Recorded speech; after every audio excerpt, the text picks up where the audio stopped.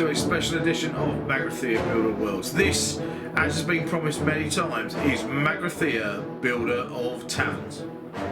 Public houses, ale houses, inns, bars, brew houses, whatever you choose to call them.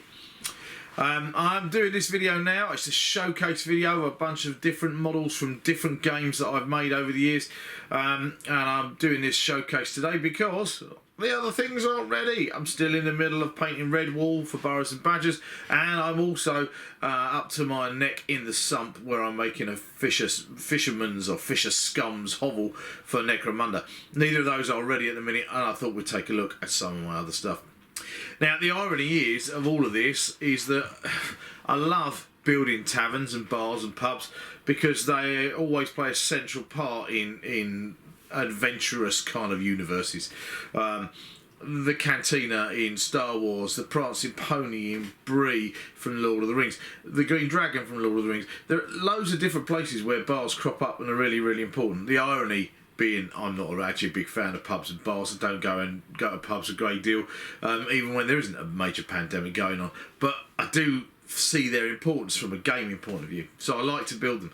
And this video is going to include pubs and ale houses and taverns for my pirate setting 40mm, for the Brewhouse from Gorkamorka, for Burrows and Badgers, for End of Empire, my Victoriana game that I wrote with a friend of mine, and we'll have a look at those different kind of models. It's just a bit of fun, really.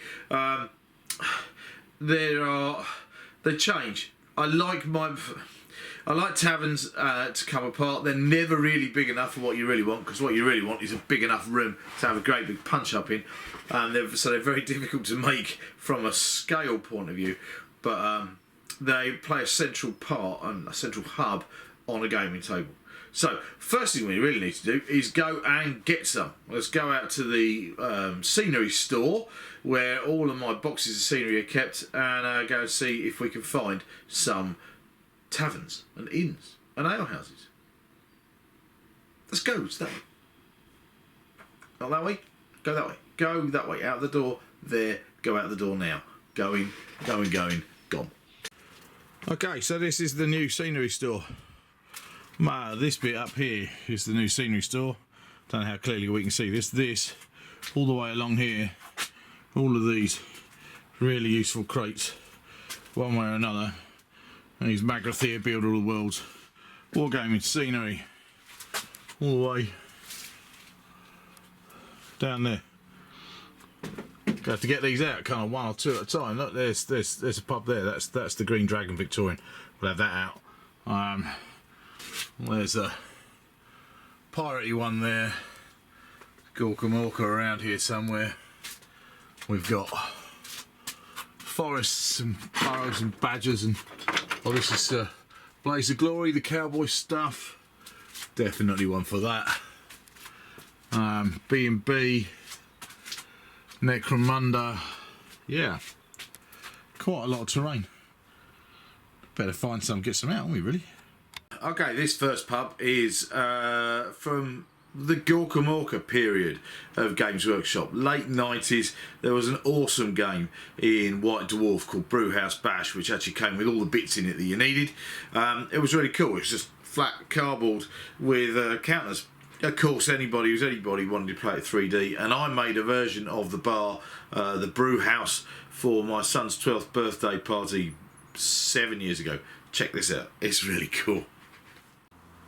Right, so this is the Umi's Arms. I built this version in January 2013 for my son's 12th birthday party because he had a bunch of mates around to paint figures, and we played Brewhouse Bash, which is very cool. This is the original map Brewhouse from White Dwarf all those years ago. I can't remember how many years ago it was. Must have been in the late 90s. And it's a cracking game. If you've never played Brewhouse Bash, you really ought to. Let's take a closer look at some of the features. Now, if you've never played Brewhouse Bash, you won't know it's a board game really, rather than just a regular tabletop war game. Hence why everything has squares all over it, because you can count the movement easily there. But it's a pretty close representation of what was going on in the board game initially. There are tables, there's a bar, there are cookie kind of things, there is, turning around this way,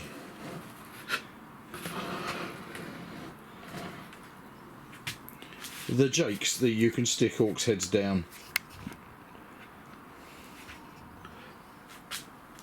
It's a game which is completely mad and barking and bonkers and great fun, because it's just about orcs beating each other up. I mean, what could be more fun than that? It's a great place to start our Brewhouse, Alehouse, Tavern journey. It's a classic location for a bar fight. We've got high up platforms for throwing people off and sets of stairs. We've got tables. It includes hitting each other with bottles and stools. It's just sheer orky madness. If you haven't found it, Google it. Find the PDF that's available online and play the game. It's great fun. Very, very Games Workshop in the 90s. Very wog orcs, but hilarious. Well worth it. I mean, lots of pubs and inns, taverns in my time, mostly 28mm scale. One of my favourites was made for our game End of Empire, a Victorian gothic horror steampunk adventure skirmish game that I wrote with a good friend of mine, Pete Malcolm, some 15 years ago now. And this is the Green Dragon from Lion Square in London. In 2005 through to 2008, myself and a couple of friends earned a bit of a reputation at Saloon, especially in London, and also at Selwig at Crystal Palace, for a game called End of Empire. End of Empire is a Victoriana horror adventure game which we wrote long time before Kickstarter, which is a shame really, because if Kickstarter had been around by then, I reckon we would have kickstarted it and made a fortune. You never know, we might still one day rewrite a new version and work out what we want. The thing about End of Empire was the terrain for me. We produced building after building after building. At one point we could have an 8-foot by 16-foot board of Victorian London, and the Green Dragon here sat right in the middle of our campaign, which was set in a fictitious part of London called Lion Square. 2005, End of Empire won the runner-up best in show for 2 games myself and a friend Pete ran. In 2006 we run best game in show and best scenery for a huge Victorian London table. In 2007 we won best participation game. We had great fun. End of Empire was one of the sets of buildings that really led to everything that I do now. It was one of the first sets of buildings that we made that came apart. We used a lot of railway model features. The roofs on this model are HO pan tiles, and so are all the windows. I'm going to do a full-on End of Empire showcase at some point. It was featured in War Games Illustrated a good few years ago, but this is the Green Dragon pub, and it's a real beauty. Of course, it comes apart. Let's take a few layers off. Roofs come off, and we can start to see inside. I never detailed this room at the top. I always fancied it as an attic or a boarding room where people would pay for floor space. Good room for secret meetings, that kind of thing. But there's no particular furniture or scenic features in there at all. Let's take off another level. On a level, we can now start to see the walkways around the main bars, and also the publican's bedroom. We can start to see in to where the main action takes place in the story. Internal scenery back in the day was hard to come by. Frontline Wargaming made a bunch of stuff. They were pretty cool. Resin scenery that worked out quite well. Doing this project nowadays would be dead easy with Mantic Terrain Crate and Tiny Furniture and a whole load of other companies making suitable scenery to go inside these buildings. It was a real challenge back then. I do really like this model though. It is pretty cool. Let's have a closer look at the bar.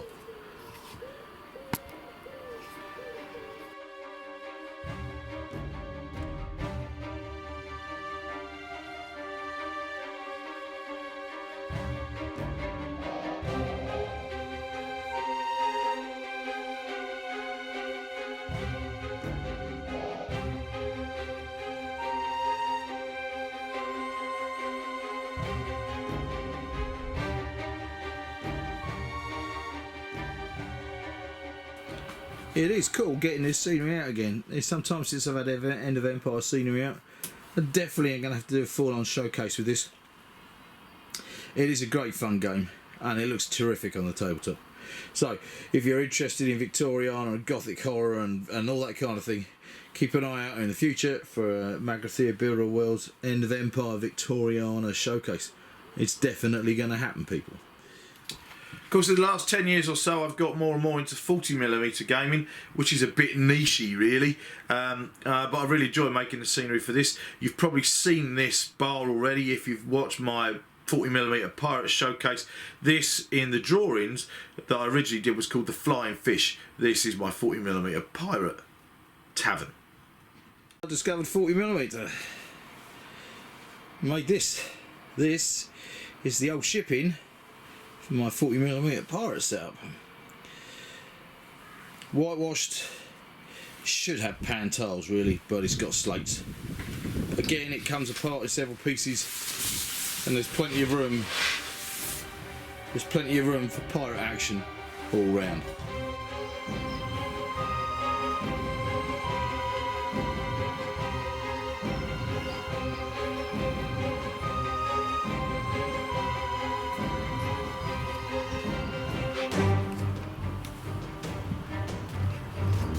Of course, like all my models, it comes apart.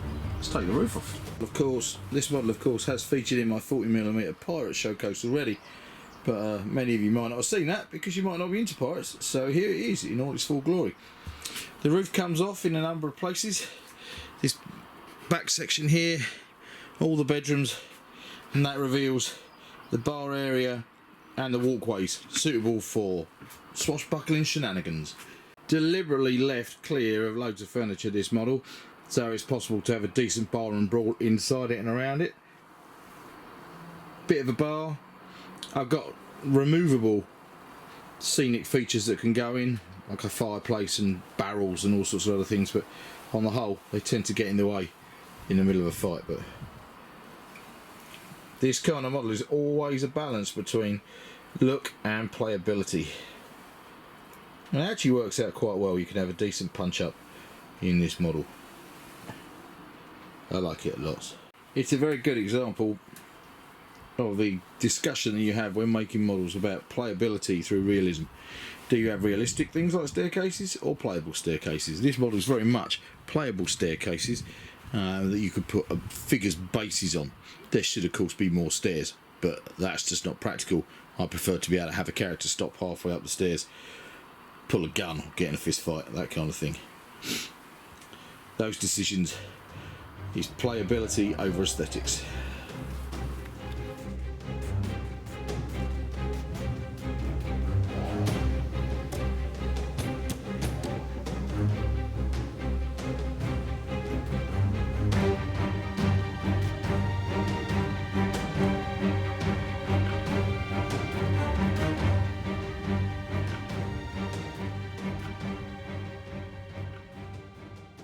So what do you think of that one then? That was my 40mm pirate Tavern, and while we'll stick with 40mm for a while, we're going to move to the 19th century and to the Wild West. You might have seen this next in Public House, Tavern, Saloon. If you've watched my Wild West showcase for my 40mm Cowboy Town Persistence, this is the Dual Saloon. Big model, great fun, based on the Saloon from the film Maverick and the Gem Saloon from Deadwood. Check this one out. Also in 40mm then is the Dual Saloon. I mean, what Wild West game would be complete without a saloon? One of the reasons why I like playing 40mm is there's very little commercially available scenery for it, which means I have to scratch build everything.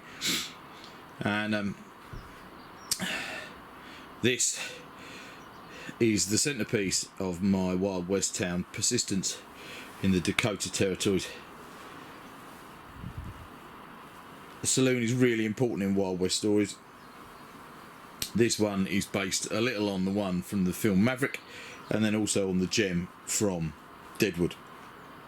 Standing on the balcony there is Al Tourette, my tip of the hat to Ian McShane's our swear engine character from the TV series. This model lights up and comes apart in only a couple of pieces. I do like this lots.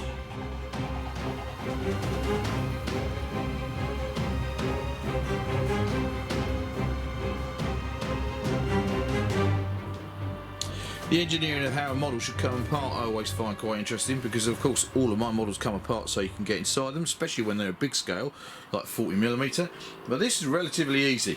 This model, the roof lifts off and that gives us access inside. Hang on.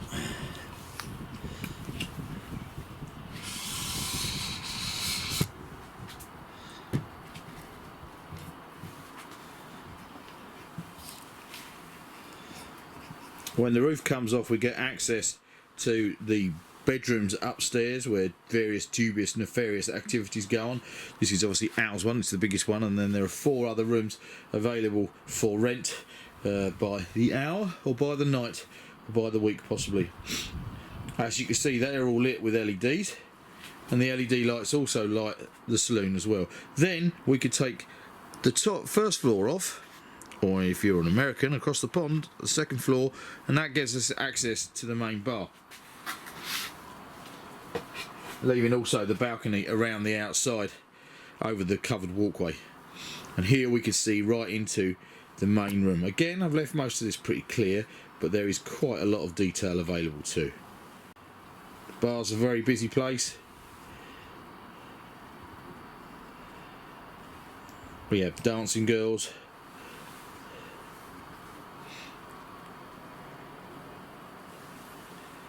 gamblers with a scratch built poker table,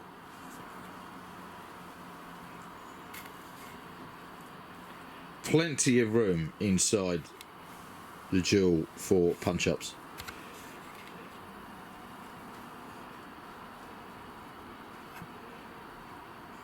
And then again, practical stairs. Really need more stairs, but this is much better for having characters on the stairs as we go. I also love this model because of the number of posters that are on the wall. I try very hard to get proper 19th century advertising hoardings and posters, which is pretty cool. You also get a great view through all the big windows and doorways as well. All the different action that's going on in there all the time. Even when it's lit up, when it's got the first floor on. When it's night time in persistence, we still get an atmospheric view into the saloon, which is pretty cool. I really love this model. So I've always made lots of taverns and inns. They're part of gaming lore. Every place, every game needs to have some kind of drinking hole where ne'er-do-wells and adventurers gather. And many of you will know that my favourite game in the last few years is Michael Lovejoy's Oathsworn Miniatures game Burrows and Badgers. Burrows and Badgers has captured my imagination in many ways, not just for the charming miniature range or the elegant rule set, but also the possibility to make some cool models. And I've made so far 3 different taverns and inns for Burrows and Badgers, and I'm pretty sure I'm going to make more. So check out all 3 of these from the world of Northumbria and down in Saxnar where I live. This is the sun in splendour, or the rising sun, depending on how I feel on the day. Either way, the signs work. This is my Burrows and Badgers tavern for urban settings. I really love this model. It's smashing. It's got little quirky bits from workshop kits. Most of it's scratch built. It's made with XPS foam and foamcore. It's got the totally impractical tool roofs that I've done for Burrows and Badgers, and it keeps the rain off, which is a good thing because now it's pissing down. Takes up street nicely, great big chimneys, nice bold look. Yeah, it's cool. Let's go take a closer look. Got a nice level of detail this model with barrels and benches, and the back gardens are cool. There's a water pump, some elder bushes, barrels out there in the backyard. That's the back door into the kitchen. But of course, for everything else, the roofs come off. Let's take the roofs off. Ways the roofs come off, either partial roof extraction, removal. That gives us a view into the kitchen area, which is nice, where Nan the Pan, the shrew, works. And then we get views into the top kind of like bedroom areas in this tavern. This tavern is, well, it's an inn really, it provides bed space. But then if we really want to see inside, we need to take off the two main roofs as well.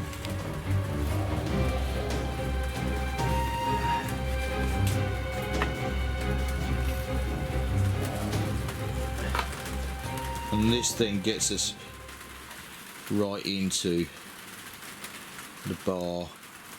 You can see the owner of the tavern, the hair there, and his daughter also works in there. It's an oath-sworn figure, it's the publican, but a hero forged figure that I've made to be his daughter, who runs in the bar as well. Let's try and get above it. I've gone with a fair amount of detail in this model, and it's permanent, it belongs to this model, doesn't get shared around anything else. So the bar and all the wine racks, fireplace, all of that belong just in this one model. I kind of changed my attitude to these scenic pieces when I started doing B&B, because I got fed up with moving things around, trying to store them. They're much better if they're an integral part of the model.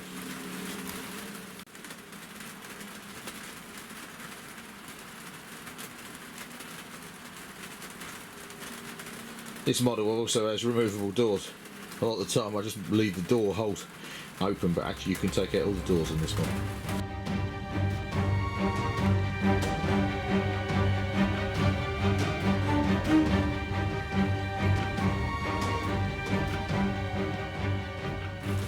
XPS foam on this model meant I could get some really nice stonework all the foot lower on the ground floor. Nice views inside too. Here we have Watney's Red Barrel, another B&B drinking hole that you might have seen. This is from the marsh river town of Benfliot. Watney at the moment is a mole on his sister Honey, but I think they're going to become frogs. I've designed some characters for them in Hero Forge, and if I can make them work, I'm going to have them as, they will be better publicans, I think, for this little inn. It's not an inn, it's a tavern. Right, it's definitely a tavern. You can only drink and eat here, you can't stay here. Lovely little model this. I really like my Benfliot stuff out in the marsh, and again, not everything else. The roof comes off. Now, anybody who's an expert in thatch will tell you that the pitch of the roof isn't high enough for the thatch to work, and yes, that is completely true. However, it's a fantasy game, we're talking frogs and rabbits, so I don't care. It looks cool, I like it the way it is, so there. The thatch is done with teddy bear fur, covered in Mod Podge, and combed out and brushed out, and it works really, really well. Let's go inside this one. The roof is in two sections. There are only two rooms at the Red Barrel. The back room with a big fireplace is where the food's cooked and where the owner lives, and there's a little cool little hatch down underneath outside, and then there's the bar itself. The bar can get very busy very quickly with very nefarious types. You only need the odd beaver to fill the place up dead fast. Dodgy deals are done out here in the Red Barrel, out in the marsh. It's a dangerous place to be if you're an honest, law-abiding kind of citizen. But again, this model really lends itself to so many levels. This is built entirely out of balsa wood. It sits on a low-density polystyrene base, this one. The XPS foam chimney is the only other bit there. I always find things like posters, barrels and tiny little bits of kind of like general scatter terrain really help to lend a level of lived in look. And out on the marsh, the plant life really helps.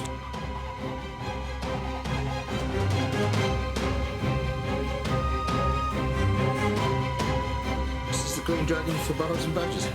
This is the first model I made for B&B. Nice, again, thatch roof, completely rubbish, wouldn't work, but you know, hey, don't care. It's a fancy model, not bothered. Thatched, countryside, inn. Tavern. Not much to it. Very rustic, very simple, straightforward.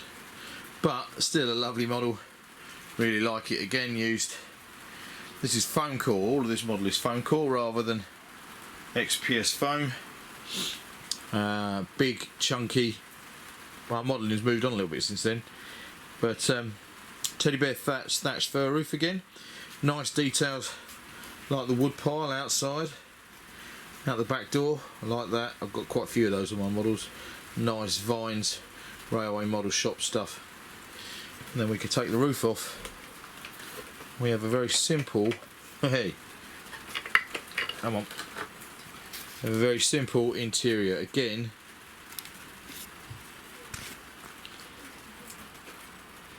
Lots of possibilities for bar fights.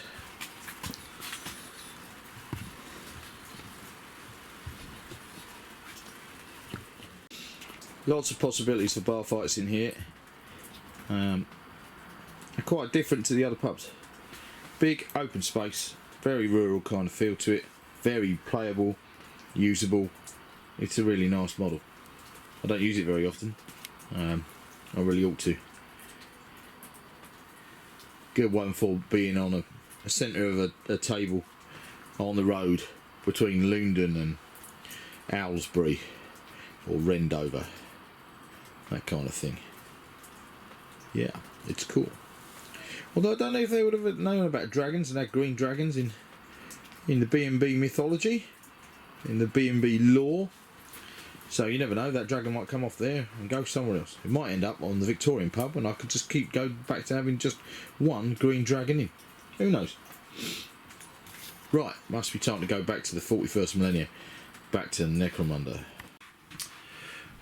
There you go, there might B&B Taverns. Now, if you're a long-term subscriber to this channel, you'll know that a lot of the reasons why I have so many people watching Fat Hobby Gandalf in his workshop is because of Necromunda.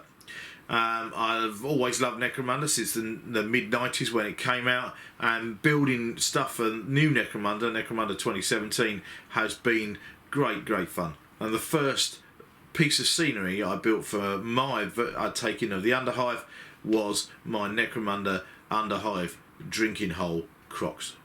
So this is the last of my drinking holes and taverns for the time being, but there will be more to come.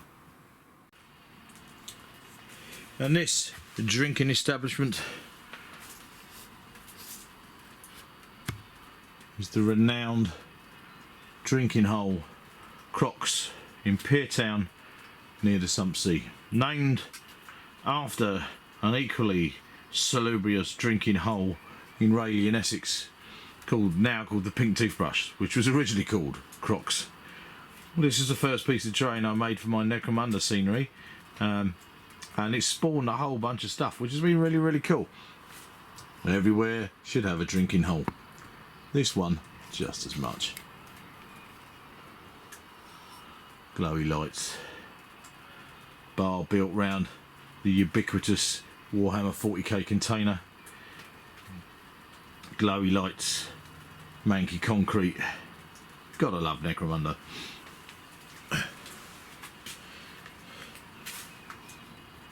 The Crocs on the roof of the bar are 3D prints. Some of the first things I've used from a 3D print point of view myself. Very cool, very handy. And we can, to get figures into the actual bar itself, a bit like all these other things, peel out the lid, and we can see nice detail. But we can, next time it comes round.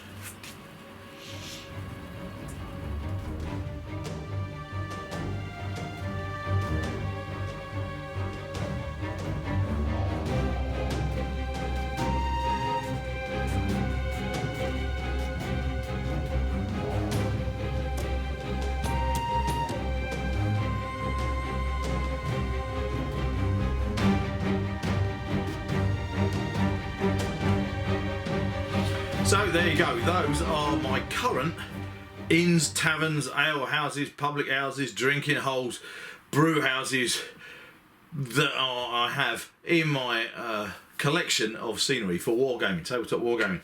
There will be more to come, I'm absolutely sure. I've got a couple more that are going to get built for Burrows and Badgers because there's some special projects I've got coming up. Not telling you any more about them yet though. I want to build scenery for Lord of the Rings, including stuff in the Shire, so I'm going to have to build the Green Dragon in the Shire, and probably an inn or tavern or such like in Lake Town, because I really want to do that as a build as well. So there are going to be more drinking holes, a floating drinking establishment out on the Sump Sea. Now I've moved out into that for Necromunda too, so that one really ought to be called Crocs. Oh, I'll come up with another name, it's not a problem.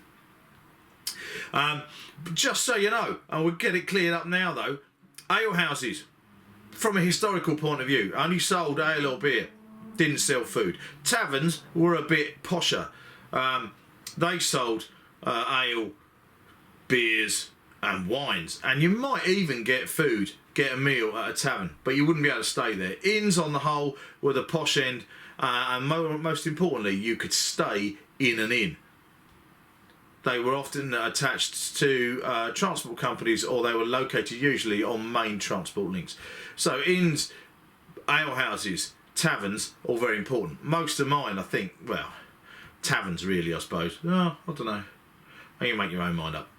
I really, really enjoy making that kind of scenery, and nowadays with all the different scenery that's available for putting inside a model, I really enjoy making those and adding that detail to it. Building an inn for any tabletop war game is always a balance between realism, aesthetics and playability. It's kind of like a triangle, and on the whole it's very hard to achieve a model with all three of those things. Realistic spaces, realistic stairs don't go very well with playability, so I tend to err on the side of aesthetics and playability more than anything else. Don't know though, you know, who knows, one day I might go for that tiny little inn pub Victorian thing, but I just like making inns. So thank you very much for watching Magrathea Builder of Taverns. Thank you very much for subscribing to Magrathea Builder of Worlds. I now have over 3,000 subscribers. Over 3,000 people out there subscribe to watch Fat Hobby Gandalf here sit in his workshop or in his office swearing about the models he's making, and every now and then him actually making something too. I'm staggered. Thank you so much. If you like any of my models, make comments down below, you know the score. Do make sure you subscribe to this channel. If you're interested in the other games because you came here because of one particular game, then find them on Facebook. Ask me, I'm always happy to answer questions. If you want to know anything about the construction of any of these models, most of them have fully detailed construction information on my Facebook page at Magrathea Models. The oldest ones, the Victorian ones, don't, but you never know, I might fancy actually making some new ones for that. So, like I said, thank you very much for watching. I will see you at Magrathea Builder Worlds next time. Cheers.